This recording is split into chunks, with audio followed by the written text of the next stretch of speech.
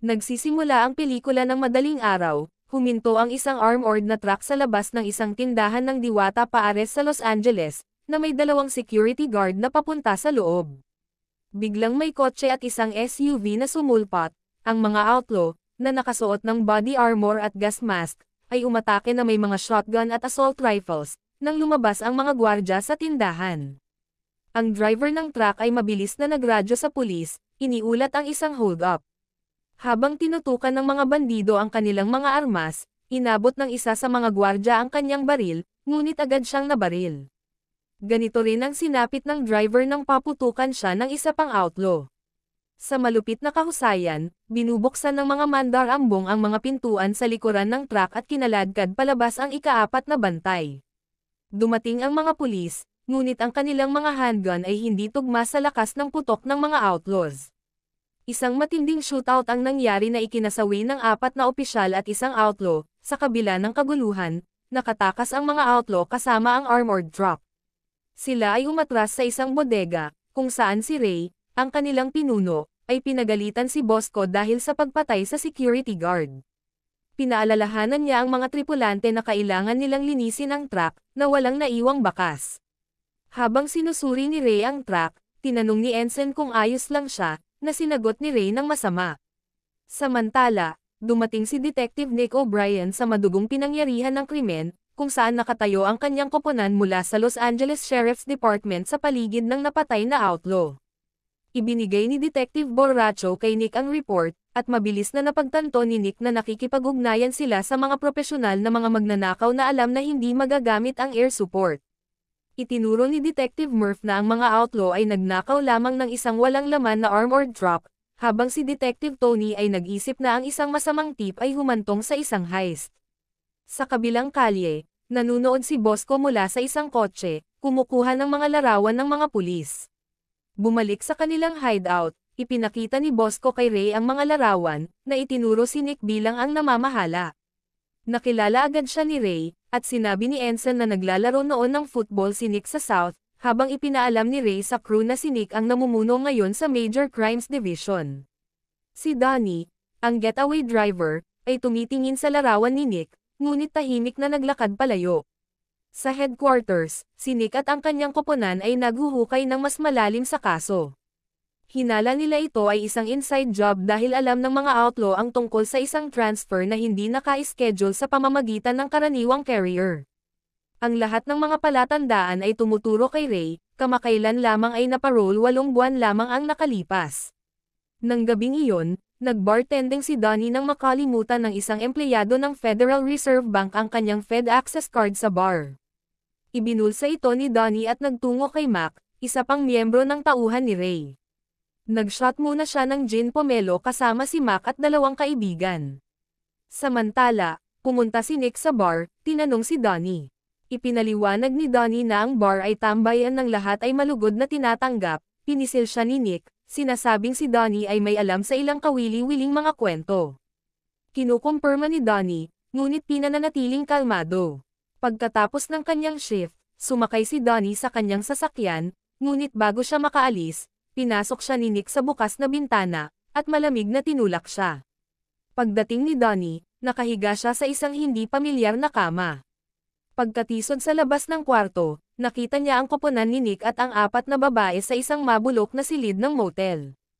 Hinarap siya ni Nick, ipinakita ang isang surveillance photo kung saan siya nakikipagkita kay Ray. Mas malalim ang paghuhukay ni Detective Gus, na inihayag na alam nila ang lahat tungkol sa nakaraan ni Donnie, Grand Theft Auto, oras sa kulungan ng county para sa tangkang pagpatay ng tao, at hawak ang record para sa pinakamabilis na pagbilis ng tiket sa kasaysayan ng California. Binalaan siya ni Gus na isang pagkakamali na lang mula sa pagbabalik sa likod ng mga bar. Sinubukan ni Donnie na maliitin ang kanyang pagkakasangkot, sinabing ilang beses lang niyang nakita si Ray sa bar. Hindi ito binibili ni Nick. Itinuro niya ang isang tato sa braso ni Donnie, isang balangkas na may tinte na regulators sa ilalim nito. Ipinaliwanag ni Nick ang kahulugan, isang pangkat, isang gang ng mga pulis na naglalaro ayon sa kanilang sariling mga patakaran. Hindi nila hinuhuli ang mga kriminal, inaalis nila ang mga ito. Sumando si Nick, tinutuya si Donnie, Nagtatanong kung bakit ang isang duwag na tulad niya ay tumatambay kasama ang isang tripulante ng matitigas na mga bilanggo.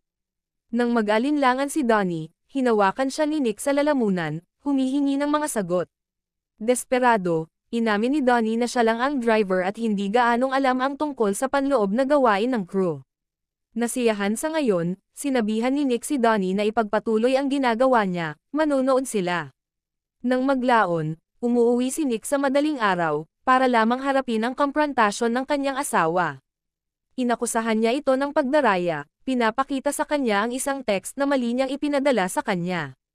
Galit at nasaktan, kinuha niya ang kanilang mga anak na babae at lumabas, naiwan si Nick na mag-isa. Samantala, sinusubaybayan ng mga tauhan ni Ray ang sangay ng LA ng Federal Reserve. Ipinaliwanag ni Ray sa team, na ipinapaliwanag na ito ang tanging bangko na hindi kailanman matagumpay na ninakawan.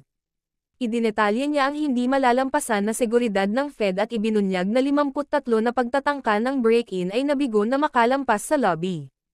Iyon ang dahilan kung bakit kami ay magnanakaw, sabi ni Ray.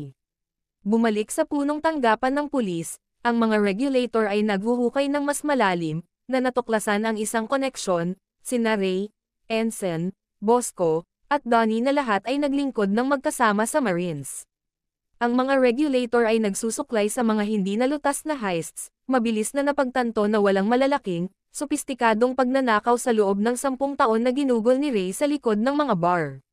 Pinagsasama-sama ito ni Nick, kung ibababa nila si Ray, malamang na malulutas nila ang lahat ng hindi nalutas na mga kaso.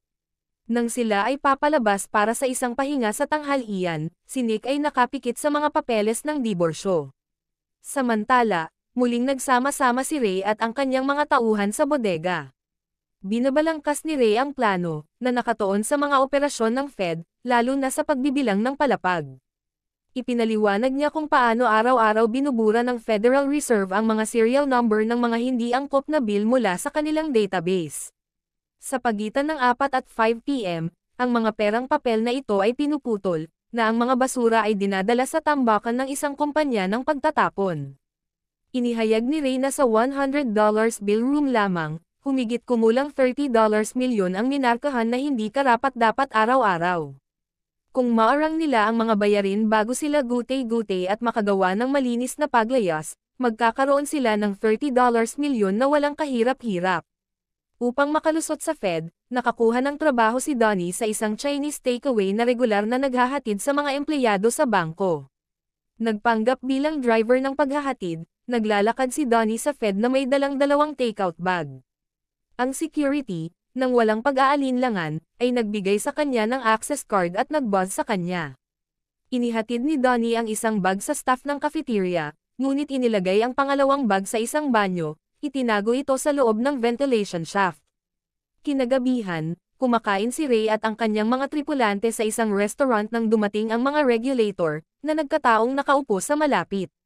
Hindi nag-aksaya ng oras si Nick na gawing awkward ang mga bagay.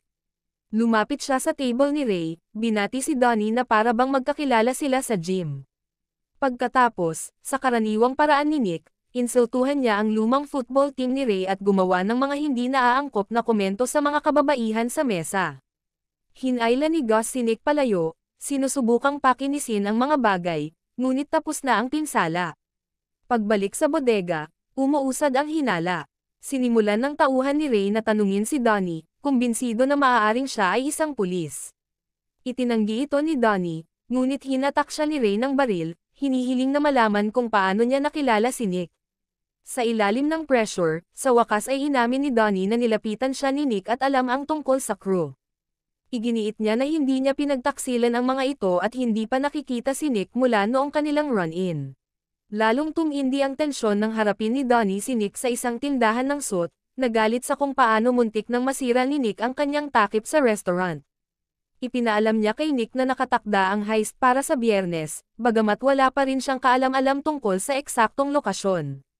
Nang maglaon, nakita ni Nick si Ray sa isang shooting range. Habang nagpapaputok si Ray ng mga round, sumali si Nick, sinusubukang ipakita ang kanyang mga kasanayan sa pagbaril. Si Ray, gayunpaman, ay hindi napahanga. Sa isang pagpapakita ng nakamamatay na katumpakan, nagdiskarga siya ng ilang mabilis na sunog. Nang umalis si Ray, siniyasat ni Nick ang target, inis na makitang ang bawat putok ni Ray ay tumama sa dead center. Nagtungo si Nick sa isang club kung saan nagtatrabaho ang kasintahan ni Ray at pinapanood niya itong gumanap. Pagkatapos ng palabas, lumapit siya sa kanya, may ibinulong sa kanyang tainga, at sabay silang umalis, na nagtatapos sa kanyang apartment.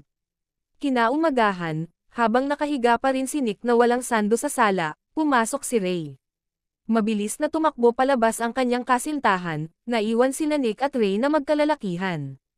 Nagtama ang kanilang mga mata, parehong nakatingin sa baril na nakapatong sa mesa.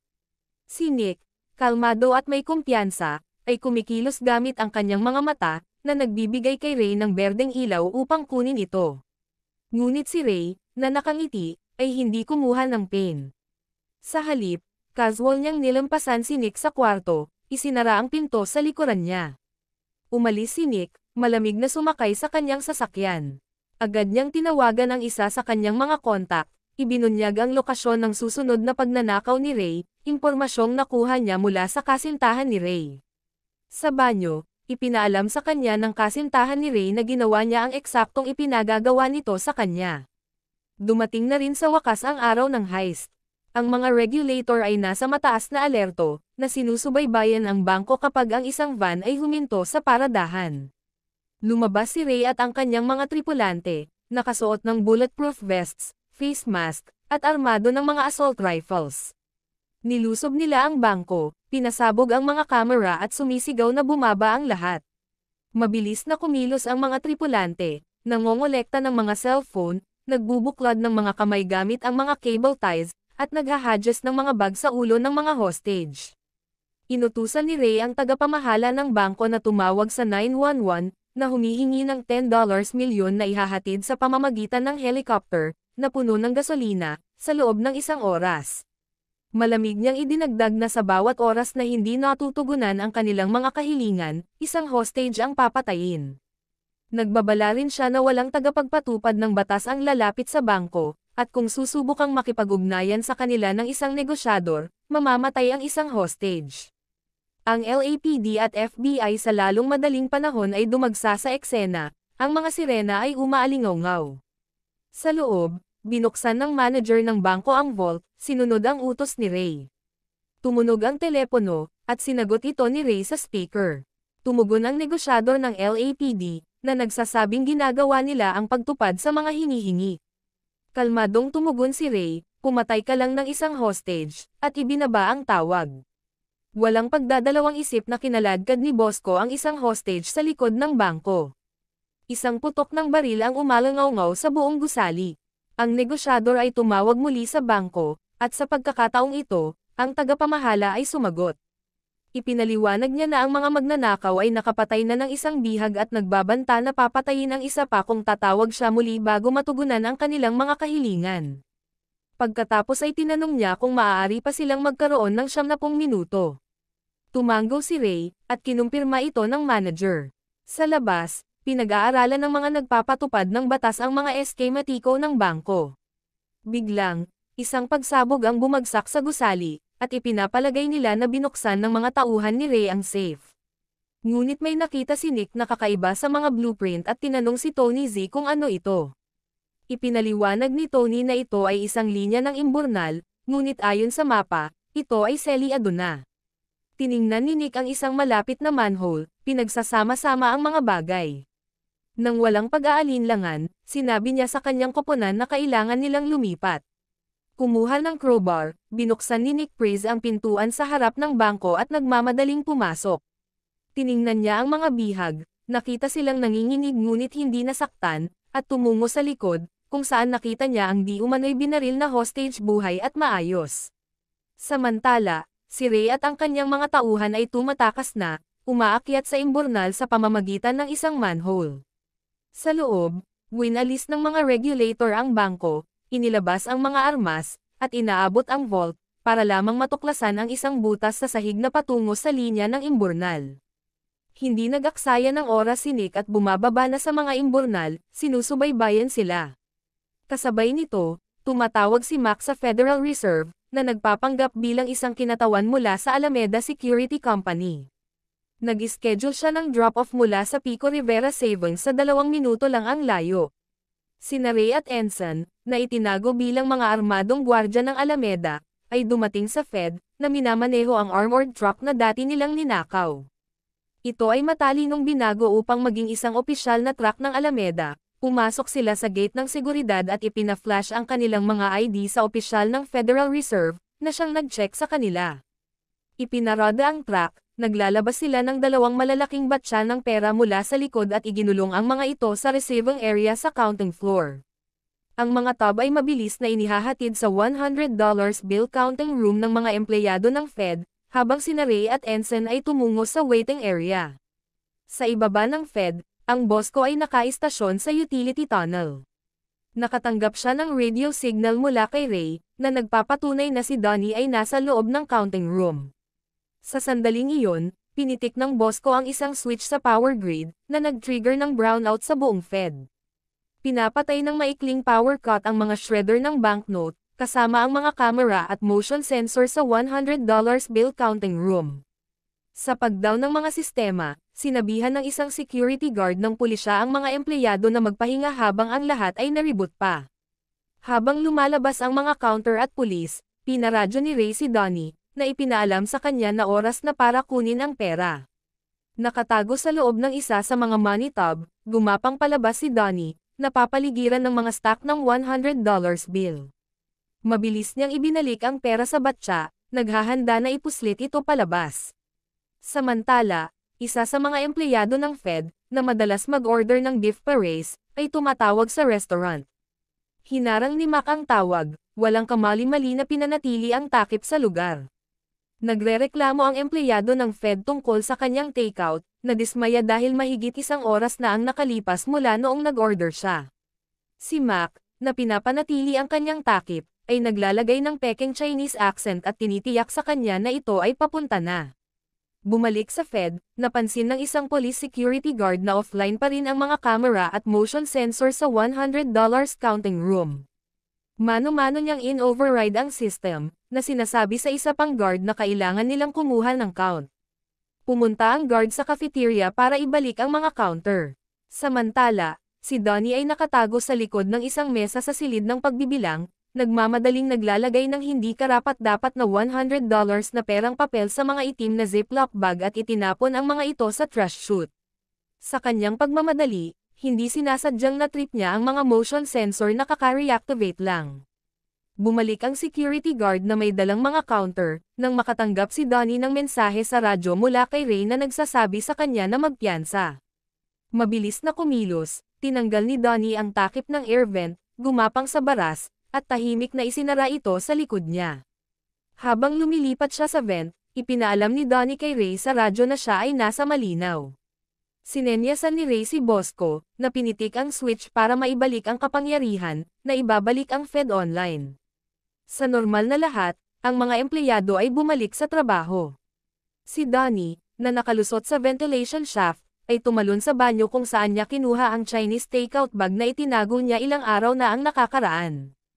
Gamit ang access card na naswipe niya mula sa empleyado ng Fed sa bar, hindi napapansin ni Donnie ang gusali. Inihahatid niya ang matanda at malamig na takeout sa mga nagbubulong-bulungan na mga babae sa cafeteria, na lumabas ng walang hinala. Samantala, sina Alexi at Bas, parehong may tungkulin sa pagtanggal ng basura, ay nagmamaneho ng magkahiwalay na truck ng basura para sa parehong kumpanyang kinontrata ng Fed. Nag-cross sila sa isang intersection, nagpapalitan ng banayad na tango bago magpatuloy sa kanilang ruta. Bumalik sa loob ng $100 counting room, ang mga counter ay nagpapatunay na ang Alameda drop-off ay tumutugma sa mga talaan. Nang nasiyahan, iginulong nila ang mga banyera na ngayon ay walang laman na pabalik kina Ray at Ensign, na lumabas sa waiting area at nagpatuloy na umalis. Sa basement, dumating si Alexi upang kunin ang basura, inakarga ito sa truck ng basura na kanyang minamaneho. Sa parehong oras, sina Ray at Ensign ay nagmaneho palayo sa Fed sa nakabaluti na truck. Mahigpit na sinusundan ng Bosco ang isa sa mga truck ng basura, na sinusubaybayan ang lokasyon nito. Sa sandaling may hatid ng Bosco ang lokasyon kay Ray, lumipat sila. Hinaranggan ni Ray ang truck ng basura mula sa harap habang ang Bosco, sa isang suburban, ay pinutol ito mula sa likuran. Si Bosco ay nagmamadaling lumapit sa driver's side, tinutukan ng baril si Bas at inutusan siyang lumabas ng truck. Nang makaalis si Bas, kontrolado ng Bosco ang truck ng basura, at ang iba pang mga tripulante ay pumila habang papunta sila sa dump site. Nagmamadali si Nick sa mga kalye ng LA, determinadong hanapin ang mga tauhan ni Ray. Habang nagmamaneho siya, nakita niya si Donnie na naglalakad sa kalsada. Walang pag-aalinlangan, huminto siya, at pinagmamasdan ni Mac mula sa malayo habang pinipilit ni Gus at Tony Z si Donnie na papasok sa truck ni Nick. Pagdating sa loob, hinarap ni Nick at ng iba pa si Donnie, hinihingi ang lokasyon ni Ray. Matapos mabugbog, sa wakas ay ibinigay ni Donnie ang kinaroroonan ni Ray. Sa dump site, si Ray ay nakatanggap ng tawag mula kay Mac, na nagpaalam sa kanya na si Donnie ay nakompromiso. Tiniyak ni Mac kay Ray na siya ay nasa malinaw pa rin at humihingi ng mga tagubilin, ngunit si Ray, na bigo, ay ibinaba ang tawag ng hindi sumasagot. Sinabi niya kay Ensign na pareho sina Donnie at Mac ay nasunog, at ang mga tripulante ay mabilis na umalis sa suburban. Samantala, nakakuha si Nick ng visual sa Ray's suburban at sinundan sila papunta sa isang masikip na freeway. Ipinaradyo niya ang lokasyon sa mga detective na sina Murph at Borracho. Sa rearview mirror, nakita ni Ray ang truck ni Nick sa likod ng humigit kumulang 20 sasakyan habang gumagapang ang trapiko para huminto. Pinanosa ni Gus si Donnie sa loob ng truck ni Nick bago sinamahan sina Nick at Tony sa labas. Pagdating ni Murph at Borracho, lumabas sa suburban sina Ray, Ensign, at Bosco, handa na para sa isang labanan. Nagpaputok si Ray, agad na tinamaan si Borracho at napatay siya.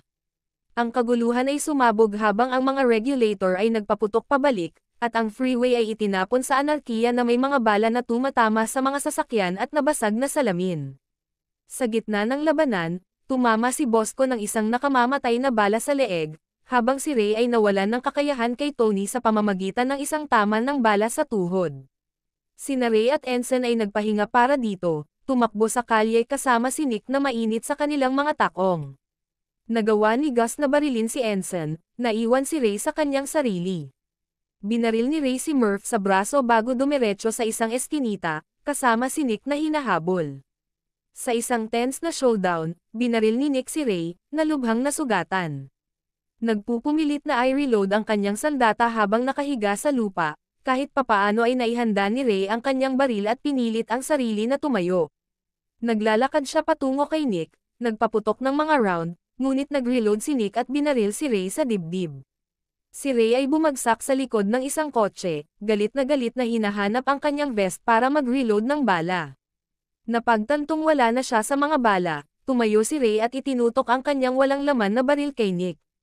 Sa kabila ng kanyang kawalan ng katiyakan kung ang baril ay puno, si Nick ay nag-aatubili na nagpaputok, pinatay si Ray sa pagtatanggol sa sarili.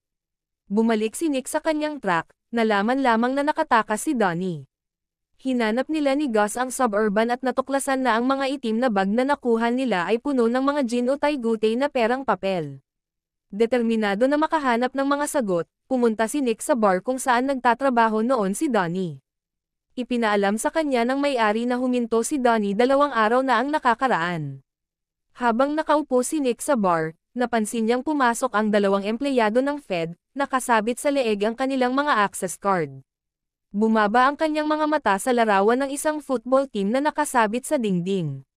Nakilala niya kaagad sina Donnie, Mac, Bas, at Alexi, pawang bahagi ng iisang pangkat. Lumabas si Nick sa bar at direktang tumingin sa Federal Reserve Bank sa kabilang kalye. Tinamaan siya nito, si Donnie ang utak sa likod ng buong heist. Ang realisasyon ay bumabalot sa kanya habang pinagsasama-sama niya ito. Samantala, sa kabila ng karagatan sa London, nag-bar-bar si Donnie sa isang lokal na pub, na ngayon ay may British accent. Sa bar, si Mac, Bas, at Alexi ay nagtatawanan at nag-e-enjoy sa mga inumin, malinaw na umuunlad sa kanilang bagong buhay. Habang lumalabas ang eksenang ito, binalikan tayo sa mga flashback kung paano nagsimula ang lahat, lumapit si Donnie kay Ray na may planong pagnakawan ang Federal Reserve. Nakikita natin ang masalimuot ng pagkana ni Donnie, Kung paano niya matalinong itinago ang pera mula sa mga ziplock bag, itinago ito sa loob ng mga gulong, at pagkatapos ay ipinadala ang lahat sa Panama. Ang tunay na henyo na si Donnie ay nahayag, bilang ang isa na nagmamanipula sa parehong tauhan ni Ray at tagapagpatupad ng plano, na lumalayo kasama ang kapalaran habang nananatiling isang multo sa kinalabasan. Kung nagustuhan mo ang video, ay huwag kalimutang mag-like at subscribe. Salamat sa panonood!